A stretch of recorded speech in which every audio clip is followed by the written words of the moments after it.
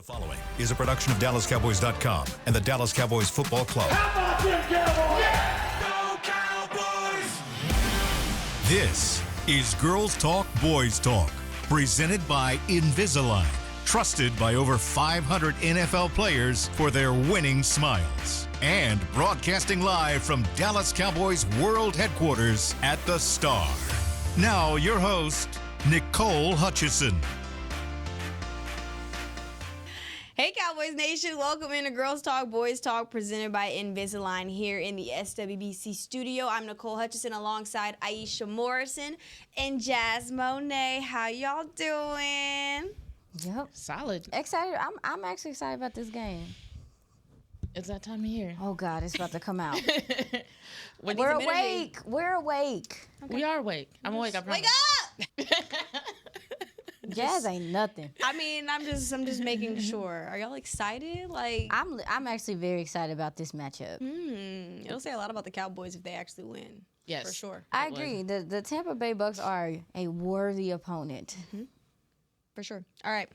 When we look at the playoff implications, well, specifically, Cowboys looking to stay in that whole conversation. Right now, they are on the bubble with about 5 other teams. The Tampa Bay Buccaneers, 8-6 right now, first in the NFC South with an 84% chance of making the playoffs. So, of course, they are smooth sailing on 4 straight wins. The Cowboys, on the other hand, have won 3 of their last 4, but 1-6 at home. They're back in AT&T Stadium. Concerns there when you have a team like the Tampa Bay Buccaneers coming in.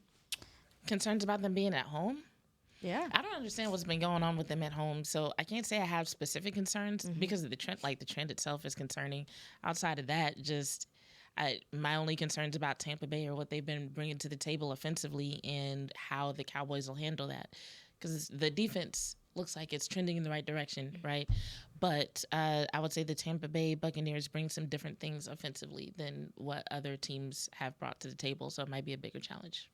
Yeah, I mean, as far as concerned, there's quite a few things to be concerned about. I think your strength is your defensive line, and baby, their offensive line can move people out the way. This is a stout offensive line.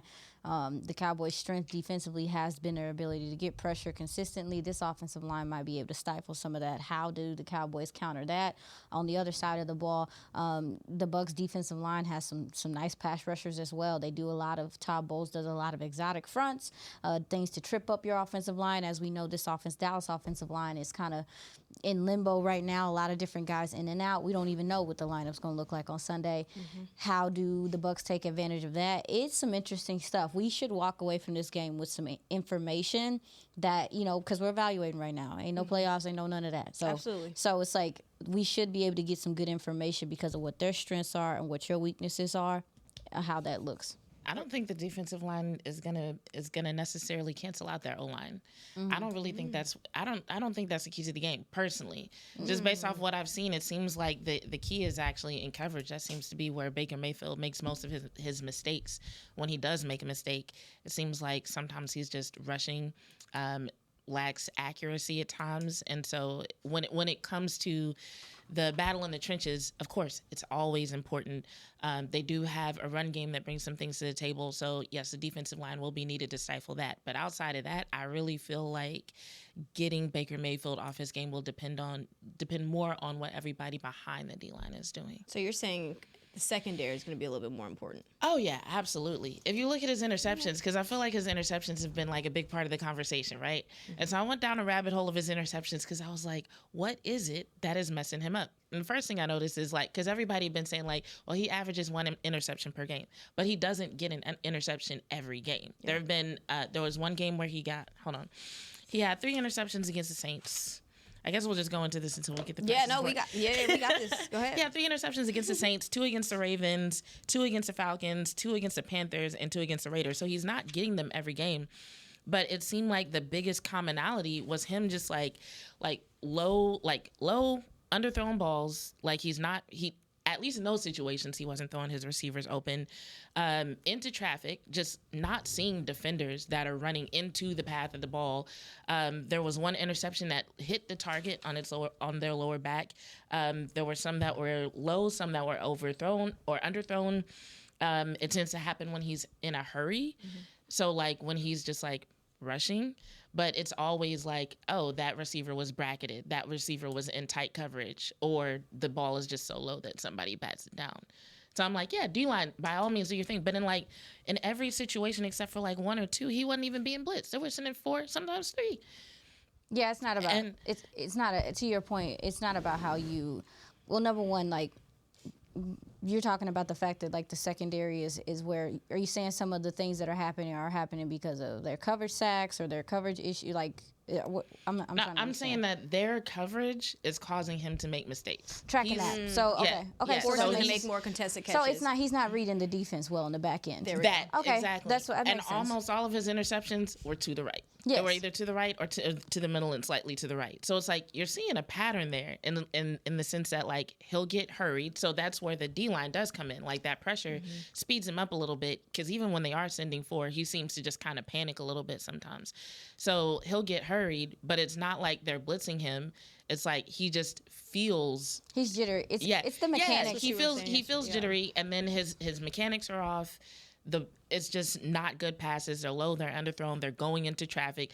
It's the kind of passes that a lot of people would look at and be like, what made him think that was a good idea? Yeah. You know? Well, I think that he also suffers from, it sounds crazy, but I think we say this sometimes in football, he suffers from his offensive line being too good. Because there's a such thing as being in the pocket too long. And that's something like he sits in there sometimes. He's looking for something to happen downfield because this is an offense that can make plays downfield. Yeah. Similar to what we talked about with Joe Burrow, even so. Not comparing the mechanics at all. However, what I mean is like when you have confidence in your guys, because I've heard Baker on their little clips, sound clips and stuff, he like 13. If I see you one-on-one with somebody, I'm going to you. I don't care.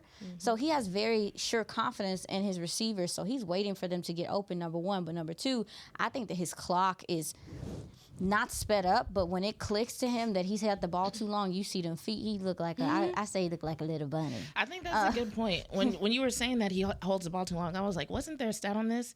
Next gen stats. Baker Mayfield has recorded 16 touchdowns and 2 interceptions on quick pass attempts this season, compared to 16 touchdowns and 12 interceptions on attempts that are over 2.5 seconds to throw. So exactly what you're saying, like the stats back it up. Like when he has a long time for whatever reason, and maybe it's that he's waiting so long that it gives the defenders more time to kind of figure out what he's doing and catch up with the target or just jump into the path of the ball.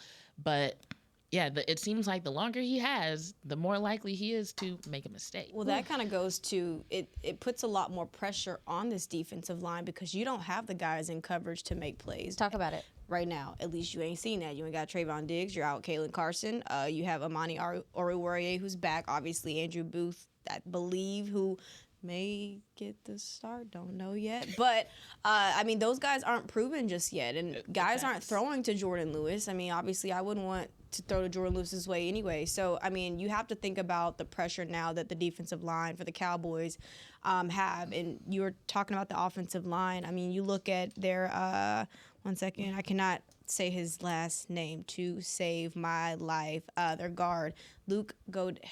There we go.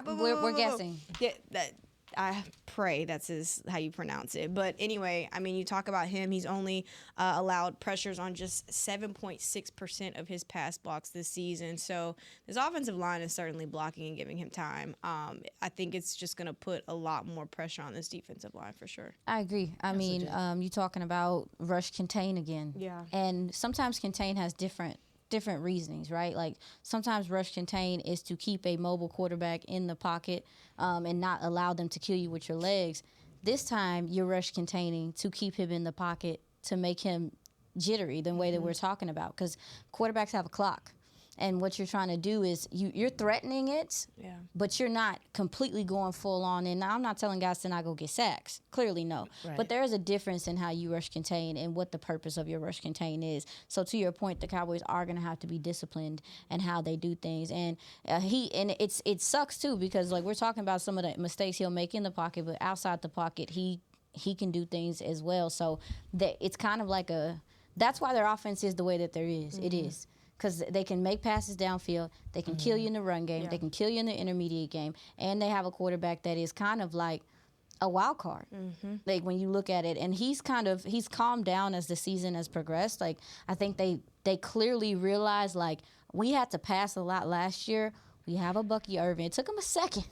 Oh Lord, it took him a second to realize that they got one of the best running backs in the draft. Yeah. But they realized like, hey, we got Bucky Irving. Started finding some success there, and you can see that Baker Mayfield has calmed down on this win streak, and that they're finding more success with a balanced way of playing offense. So yeah, this is definitely the best offense that you are going to go up against. And I mean, next to the Bengals that you just played as well, which you were able to handle the Bengals decently. We'll see what the Cowboys are able to do against them this week. And I'd be remiss if I didn't mention Deron Bland. I'd just be forgetting that he was back. Just He's so quiet. He's so quiet, man. It's perfect. Like he had a couple plays last week where you could tell he probably wanted him back, but he's been solid since returning, and I think he'll just continue to build some confidence as well. So, but I just don't think they're not throwing his way. They're not throwing his way. They're gonna test. Well, I wonder how that's gonna work though, because they move. They're one thing about their offense again that makes them dope is that they're interchangeable. They don't just line Mike Evans up at the X. They don't just line up like they don't just is it McMillan that's kind of showing up. They put him at the X. They put him at the slot. In the slot sometimes like they can move guys around. So he's gonna end up guarding somebody. So it's a tough spot because they're gonna. We already know. I think he'll end up guarding somebody, but Baker Mayfield has shown that, like, even though Mike Evans is the name that people know, he's comfortable throwing to whoever. Not to mention that he's got running backs who are also receiving threats. I really foresee the intermediate game being a big issue just because of how the Cowboys have struggled with it in the past and how much use of it Baker Mayfield is using the way that he runs this offense.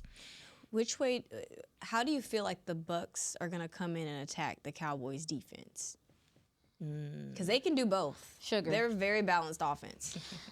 Which way do you feel like they'll try to attack the Cowboys' defense? I mean, if they're smart, they're going to try to attack you in the run, man. I mean. But how? And the Cowboys have had some success the last couple of weeks. And that part is what makes me think that they might go for the passing game more often.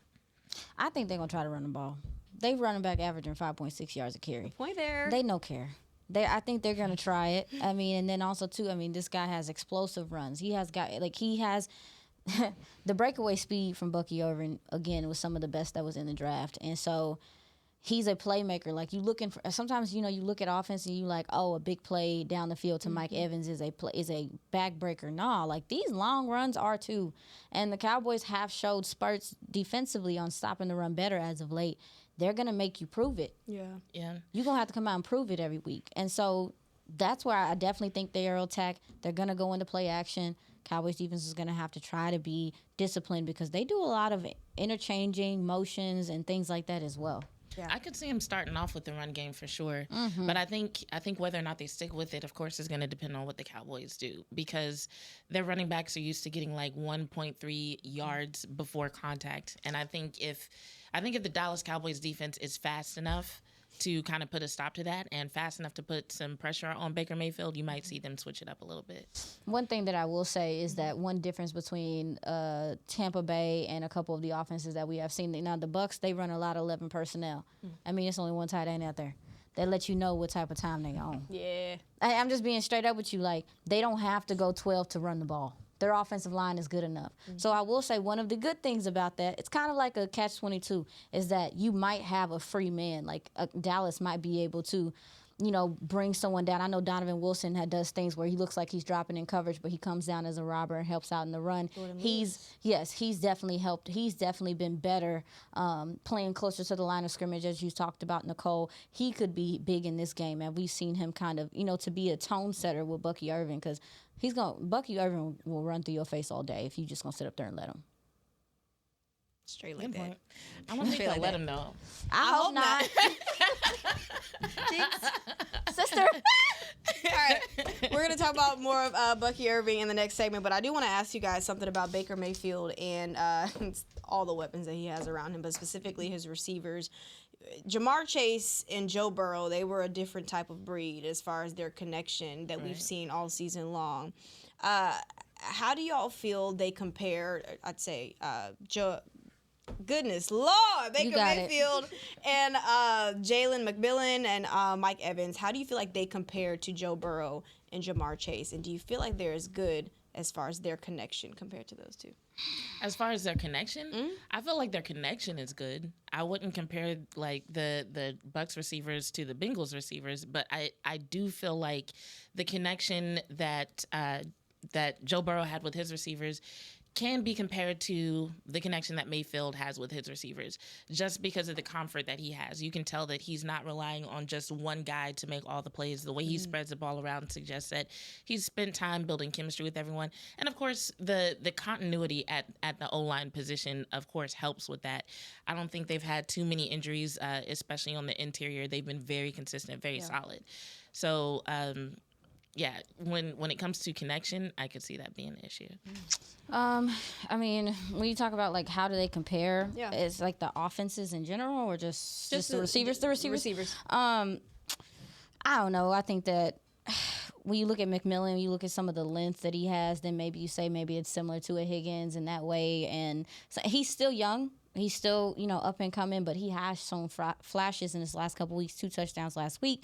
I would not compare Mike Evans to a Jamar Chase. I mean, Mike Evans he's interesting because I feel like I always thought he was just an X, but I feel like in his latter part of his career, he has started to do more things inside, play in the slot, and kind of show off some of his versatility. Yeah. He's just a big physical dude that's going to take the ball away from you, and he's so consistent, and the catch radius is out of the world as well. So I don't think they compare, but I do think what they can do to you is similar. Is big plays downfield, and you have to account for them, and you do have to make decisions at this point. Now, I don't think that you're going to sit up here and just roll coverage to a Jalen McMillan, but, baby, he will make you pay if Baker Mayfield has time. So I don't know what decisions you make there. I would have loved to see Mike Evans and Trayvon again. That's always been a fun matchup.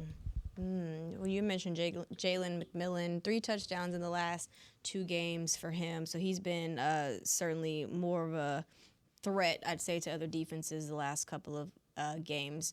Specifically, the confidence, though, in the Cowboys right now. Do y'all have any confidence heading into this matchup? In the defense? In just the team. Oh, in the team. I do have some confidence in the team, but it's one of those things that you have to balance with knowing who your past opponents have been. Like, especially with the Panthers, although the Cowboys weren't underdogs in that game for whatever reason, the Panthers, on paper are not that great of a team. They've struggled all season. Yeah. And while the Buccaneers are not exactly the best team in the NFC, they have been doing a little bit better. So I do see them presenting more of a challenge. So it's like, yes, we have seen some good things from the Cowboys on both sides of the ball, but this is a different type of opponent, and that's the thing. So do I have faith in their ability to show up and do some good things and do some things well? Absolutely. Do I have faith in them to win? That's a little bit more questionable. Yeah, that's fair. I have faith they're going to come out and play hard. Yeah, definitely faith in that. I have faith that they're going to come out and play hard. I will say that this is, even more than the Bengals, this is the toughest test that you've had at this point in the season. Because, again, we knew that the Bengals defense wasn't that great. Right. They did do some things that they ain't been doing all season. Deciding to do all that dang blitzing out of nowhere. Y'all ain't even been doing this. Y'all acting real brand new. Right. But in comparison, this is definitely the most balanced roster, talent on both sides that you have seen in several weeks. So to Jazz's point, there is some confidence in some of the things that you have been doing. Like, again, I do think that this defensive line is going to try to get after it. They're going to have to. They're going to have to. Like, Zimmer is going to have to figure out things. And you mentioned some of the stuff on the back end. I wonder how comfortable Zimmer feels with not knowing, with a young guy or a gentleman that's replacing Trayvon Diggs at this point, disguising on the back end or trying to change the picture like you were talking about, because I'm sure they see that. How confident are they doing that? How do they find favorable matchups? It's gonna be something, sister. Entertainment. It's going to be entertainment, just like Bucky Irving. At least we hoping he don't entertain us on Sunday. I don't want him to. But we're gonna take our first break here on Girls Talk Boys Talk, presented by Invisalign. We'll be right back. Hey y'all, Matt Pittman of Meat Church here. With football season kicking off, I'm already gearing up to bring the smoker back to AT&T Stadium for some epic tailgates. But with that Texas heat, it's crucial to keep my beer hand cramping cold. That's where Yeti's insulated Colster can cooler comes in clutch. This year, you can even get them with the iconic star engraved on the side. Licensed Yeti Cowboys gear is now available at Stadium Pro Shops, concessions, and on Yeti.com.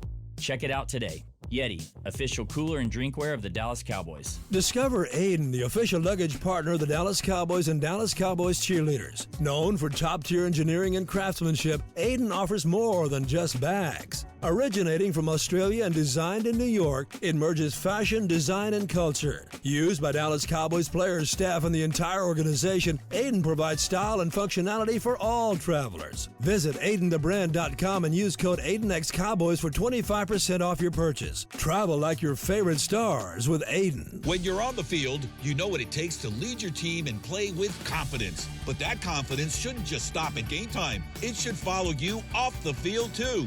Join over 500 NFL players who trust Invisalign, the #1 doctor-recommended clear aligner brand. Ready to take the first step towards a smile you'll love? Visit Invisalign.com/NFL and find a doctor near you today. Transform your smile and take your confidence to the next level, both on the field and off. Cowboys fans, when it comes to navigating the ever-changing world of tax, your business needs a partner it can trust to tackle even your biggest tax challenges. Ryan is the largest firm in the world dedicated exclusively to business taxes. Our team of tax professionals has local expertise in all areas of tax and can help you uncover savings opportunities you didn't know you had. Learn more about how Ryan can improve your overall corporate tax performance by visiting Ryan.com. Ryan, the official tax partner of the Dallas Cowboys.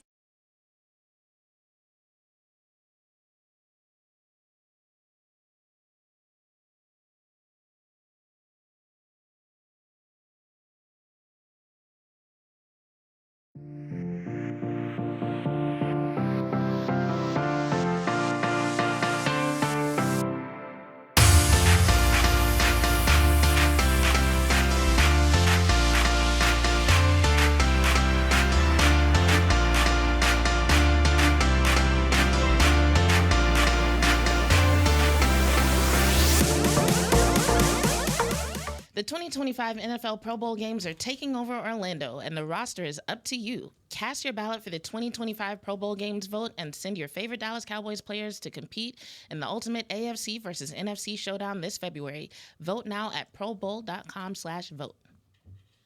Go ahead and vote for the Cowboys, and that's on period. All right. Sorry, I just had to say Bye, that. I feel like I was just waiting to say that. All right, Bucky Irving, who is averaging 5.6 yards per carry.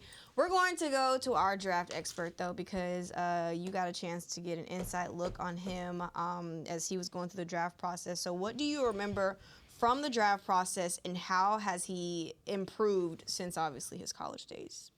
I mean, you see a lot of the same player, very confident in how he reads defenses. I know that through the draft process, people talked about just how intelligent they thought he was. He always was a willing guy in pass protection and helping out there. The acceleration point, what I mean by that is when he decides, I'm about to take off on you.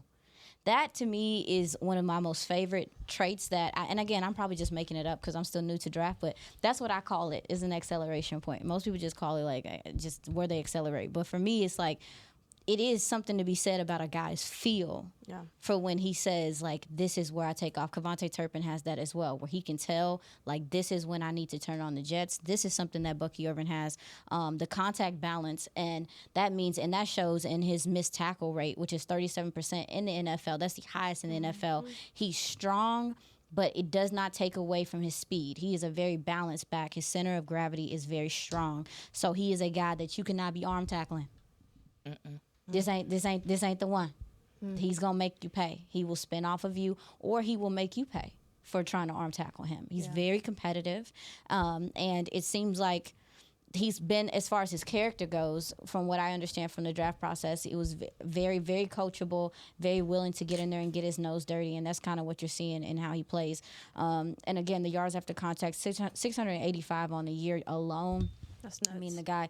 It's my favorite thing is just to see how quickly he can turn it over how quickly the speed is impeccable. So the Cowboys do have their hands full. This is, I don't remember the last back that they saw that was this impressive, and then you got to deal with Saquon crazy self. And listen, this is going to really test them. You know, we talk about the improvements that we've seen them make. You have to factor in some of the competition. How well do they handle a running back that is in his prime? Not in his prime, but he's young. He's young. He's fresh. So he will wear on you, too. That's another thing. He'll wear on you, too. And he really is establishing balance in this offense. But as far as, like, what he has improved on through the draft process, I don't know. Watching him today felt like, when I was watching him earlier today, it felt like he was watching him in college. Just like, I do think some of his decision-making is better because he is a guy that wants all the marbles. So he will decide, like, there'll be times where he thinks he can capture the outside, and he can, but sometimes he wants to do it too often. So I'm like, okay. And then also, too, he's spoiled. This offensive line is spoiled. I was about to say the O-line, yeah. Gibbs spoiled, Saquon spoiled, all of them is spoiled. Because when you have an offensive line this good, you don't have to work as hard. So, I mean, it's just... Rico Dowdle getting spoiled, too, now. He getting a tab. We're going to see how spoiled he is because they got some little crazies on their defensive line. Absolutely. But, yes, that would be how I feel about him. I've just been very impressed with him. Running back is...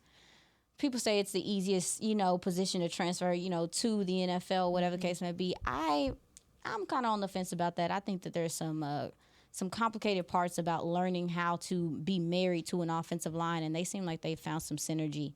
He's running behind that right guard and that left guard heavy. I agree with you on that point. I've never heard anybody say that, but I would have to disagree with them as far as just being able to transfer what you do as a running back. Like, physically, like, yes, you're doing the same thing, but what you mentioned about being married to the O-line, that's important. Also, I feel like no college player faces the level of, like, when it comes to the quality of the defense that they've seen in the pros. Right. You don't see that on the college level at all, and that definitely impacts what guys are able to do as a runner. That being said, the fact that Bucky Irving has been able to maintain this level of success does speak a lot to what he's able to do or his capabilities as a running back. So, and there's that. He has close to 1,000 yards rushing this season, leads all NFL rookies with 852 rushing yards, 6 rushing touchdowns. That also leads the team. But it goes back to what you ladies were saying, is that it's also a luxury to have an offensive line like this. But how do you all feel that he'll attack this defense in terms of his runs and the ways that he runs? Well, number one thing that we've seen consistent the last couple of weeks, well, not the last couple of weeks, I'll say last 3 weeks, is teams don't believe that your linebackers can cover. Facts. They don't. They don't. They keep attacking your linebackers in coverage, using their running backs, trying to find favorable matchups. They've improved, though. I'm not saying. I'm saying the teams don't believe it. I'm not saying that you're not showing you can't do it at all. I'm saying that teams don't believe it. They're going to put you in some compromising spots. Maris Leofau is going to have another task this week dealing with Bucky Irving as a receiver. Because again, like you asked me, like what has he improved on and since college. That was something that he did in college. It wasn't something he did consistently. Most running backs coming out at the draft now can do receiving things. It's almost a requirement in most good offenses. So to me, I think they might deploy him there. The Cowboys have struggled in the screen game. This is an offensive line that can get out and attack you there. But as far as where they're going to attack, the strongest part of that offensive line to me is running behind Christian Wirfs running to the outside or attacking on the right side. The interior is kind of where it gets a little finicky. Graham Barton is still he's still learning. He's still nugget just like BB. What'd you think? I think they're definitely going to use these guys as receiving threats. So they would be crazy not to. Bucky Irving is averaging 10.6 yards after a catch as a receiver. So, like, not only is he doing his thing as a running back, but it's like you throw him the ball and he's like, oh, yeah, I can get you a first down that way, too. Who else? Rashad White is also actually averaging more, 10.7 yards per carry. So I do think that we're going to see them, like use some screens. Baker Mayfield has actually been really productive with yards under 10 with passes under 10 yards. There's a stat on that I was looking for. Sorry, I was reading. They said Baker Mayfield is thrown for 2,238 yards and 20 touchdowns on passes under 10 10 air yards. And he's only got 32 touchdowns on the season. So that means most of his touchdowns are these short passes under 10 yards. And that's both the most in the NFL and the most in a single season in his career. So he's been making a lot of use of those short and intermediate passes, and he's been using his running backs to do it. And every now and then it's not often, but every now and then they use a little bit of motion. I could see them kind of turning that up a little bit against the Cowboys just because of what they might expect in terms of youth and inexperience or just like lack of consistency. Yeah, and when you talk about their motion rate, 63% in NFL, but I will say it's also to the secondary motion, and that's like the new thing in the NFL. And if you talk to any defensive player, specifically linebacker, they talk about how stressful that is. Because a lot of time the first motion is like, even the Cowboys do it, the first motion is, we just trying to see if you a man, buddy. Oh, pal. That's all we're trying to see. But that secondary motion, that last one, that's to get you out of your spot. That is to make sure you're not in your gap. That is to make sure we have favorable spacing, and this offensive line can get out in space. Cowboys are going to have to play their keys and really set their feet, because you just mentioned the fact that all these short passes is how he's scoring touchdowns. Guess what? They running after. Yeah. Oh, yeah. Absolutely. Yeah. This team has yak ability. This team, they're looking, every one of their guys, even Otten, when you get down to the tight end, like, these guys are looking to they make plays for Baker Mayfield. They do. They do. And they make him look better than what he need to look sometimes. To your point, those 10-yard passes I was referring to was the air yards. Oh, so yeah, yes, they are running after. Do y'all feel like the Cowboys should play zone or man? Because when you look at the teams that have played them defensively or had to go up against them defensively, we're talking about Tampa Bay, they played a lot more zone, but they played so far off of these guys, giving them too much space to work with in terms of their receivers. Do y'all feel like the best way for the Cowboys to slow down their receivers, even guys, their running backs, is it man or is it zone? I think man is the best thing against the Bucs. I just don't know if I want to see the Cowboys rely on that.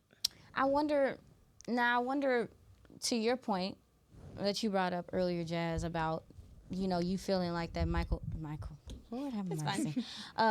Baker Mayfield has trouble with the pitcher and, deciphering what he's seeing, if zone is the best thing to do, because you're not, I think if you can't get to him and you let him sit in the pocket, he might kill you with that. Like, he might kill you with that, but I don't know, like, Cowboys have been running man. That's kind of what they do anyway, but they do disguise some on the back end. I don't know what's best. I don't know what's best, because this offense, I think, can hurt you both ways. I think that they have guys that can beat you in man on the outside at this point with some of the injuries you're dealing with in the secondary.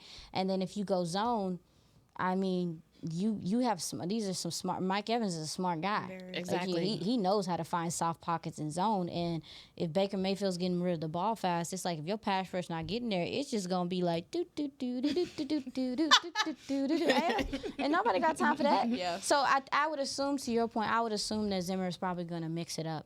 I think he probably sees what you see. I think he would have to mix it up, because, like, even as I'm just thinking about it, I'm just trying to go through the different situations from that I saw the Bucs. What? Sorry. Nah, she's laughing at me because I'm a mess. My bad, y'all. But I'm just trying to, like, mentally go through the different scenarios, and yeah, it did seem like man was more effective in terms of slowing Baker Mayfield down and making him make mistakes. Like, even if it wasn't necessarily an interception, it did seem like that was more effective. So. Yeah. I know that don't really answer your question. No, it's fine. It's chess, not checkers. I don't have a lot of. If you had a Trayvon Diggs out there, it's different. Right. I think you could get away with a lot more. Like, you can get away with a lot more disguising and doing things. But with you rotating these guys in and out on the back end, and because Booth was in for a little bit, then he was out. Then Amani was in for a little bit, and then he was out. Mm-hmm. So with all of that interchanging, it's difficult for you to, do some of this stuff that you're talking about, Jazz. So I'm very curious on how they attack it. All I know is, like, your defensive line will have to go hunt. They're going to have to go hunt. Yeah, and that's the part I'm questioning it. That's the reason why I'm questioning what they should do there. No idea. That's why we don't get paid for that. Absolutely. All right, we're going to take our second break. We'll be right back with more Girls Talk, Boys Talk before we wrap up the show. When you're on the field, you know what it takes to lead your team and play with confidence. But that confidence shouldn't just stop at game time. It should follow you off the field, too. Join over 500 NFL players who trust Invisalign, the #1 doctor-recommended clear aligner brand.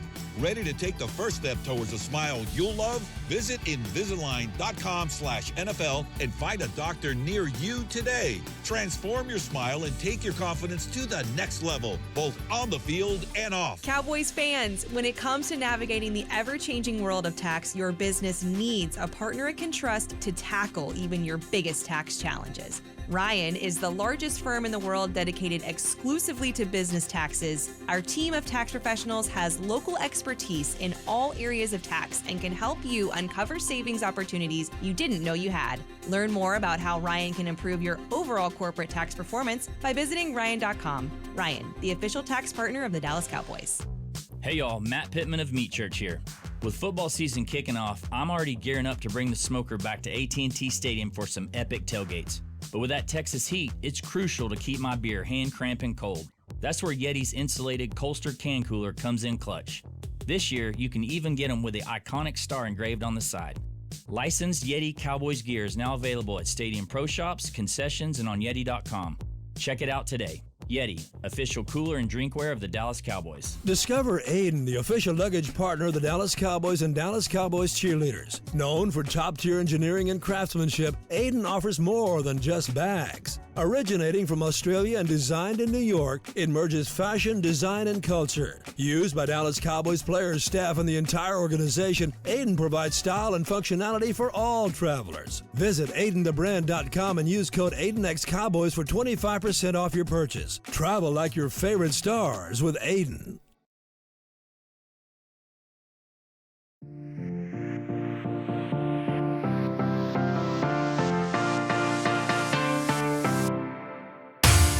Peyton Man of the Year Award, presented by Nationwide, recognizes players who do so much more, both on the field and in the community. Help Dallas Cowboys nominee Zach Martin raise funds for the National Medal of Honor Museum Foundation by casting your charity challenge vote on NFL.com/Man of the Year, or tweet your support using the hashtag WPMOY Challenge. Voting ends on January 6th. Vote for Zach. Go ahead and vote for Zach Martin. So you know Martin, but you don't know Sonic the Hedgehog? Dang, why she have to put me on blast like that? That's real crazy. I found something like in regard to what we were just talking about. What? Mike Evans has recorded 325 receiving yards versus off coverage since week 11. Praise Saints. And Cowboys just like to play off coverage these days. And that's because Zimmer's trying to be safe. I think that's totally him just trying to be careful there. Because just line up and going man when you got new nuggets back there is crazy. I said to start the game, maybe you're not playing safe. Yeah, maybe you run man. Then if you get shown like, all right, let's pipe down a little bit. We did too much. But you also too, I don't think that even though we talked about Bucky Irving, you talked about the difference in maybe pass pro for him now. It's a little bit more it's been a little bit more difficult than what it was before. 100%. I think that Micah and some of those guys, if they be sending him in there to chip, I hope they run him over. Sorry. I could see them doing that. Tail and for Zim, at least this week, he has a heads up on who's actually going to be on the field. So maybe that'll help him out a little bit. There's been past weeks where it's like 90 minutes before kickoff. It's like, oh, this person's playing. Just kidding. Yeah. So he's had to navigate that. And I think that's contributed to some of the less clear options. Real fast before we have to go, because Mike McCarthy is going to be talking about 5 minutes. But defensively, whose success will this game boil down to? An individual player, then I need a position group. Go. Maris and the linebackers. There you go. I'm going to go when Millen is thrown to, picks be happening sometimes. He's been having a good time, last couple. But let's see if one of the corners other than Deron Bland can, make a play. Maybe Israel Mukwamu, maybe one of those guys. He had an interception last week. Let's take the ball away from these people. Yes. I'm going to go Carl Lawson. I'm only saying that because obviously you need pass rush, but I know they're going to double team Micah and try to take him out the game. So I'm going to say it comes down to Carl Lawson, get some pressure on him, sack Baker Mayfield, because right now I do not have the confidence in the secondary as far as coverage. Of course, Deron Bland's going to do his thing, but I don't think that they're going to test Deron Bland. If they did, I think they'd be stupid. So that goes to say, all right, This has been great, guys. We got to go tune into Mike McCarthy. He'll be talking to the media in about 4 minutes now because it's 4:41. All right. Tune into DallasCowboys.com and the Twitter. We will be having that streamed live. For Aisha Morrison, Jazz Monet, I'm Nicole Hutchison. We'll see y'all back here tomorrow. Wake up! This has been a production of DallasCowboys.com and the Dallas Cowboys Football Club. How about this, Cowboys? Yeah!